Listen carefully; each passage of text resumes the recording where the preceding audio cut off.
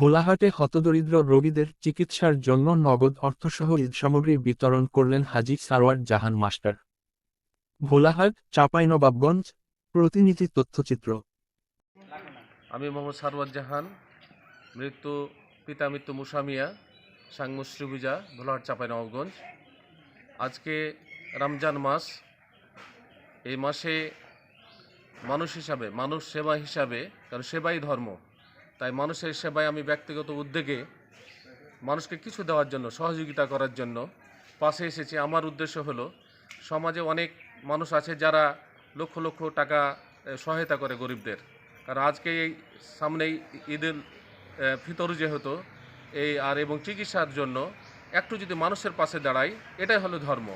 তাই আমি আমার বিবেক বিবেচনায় আমার সাধ্যমতো আমি যতটুকু পেরেছি এই প্রায় 100 মানুষকে সহযোগিতা করলাম। এছাড়াও আমি কাপড় দিয়েছি প্রায় 60-70 জনকে। আদার্স ঈদ সামগ্রী আমার বাসা থেকে দিছি। তো আমার জন্য দোয়া করবেন। আমার মতো আরও জেনে কোনো ব্যক্তিবর্গ এই উদ্যোগ নিয়ে বা সমাজের যারা নিষ্ঠাবান আছে তারা উদ্যোগ নেয়, গরিবদের সাপোর্ট দেয়, এই আশা ব্যক্ত করে আমি আমার বক্তব্য। আসসালামু আলাইকুম রহমতুল্লাহ।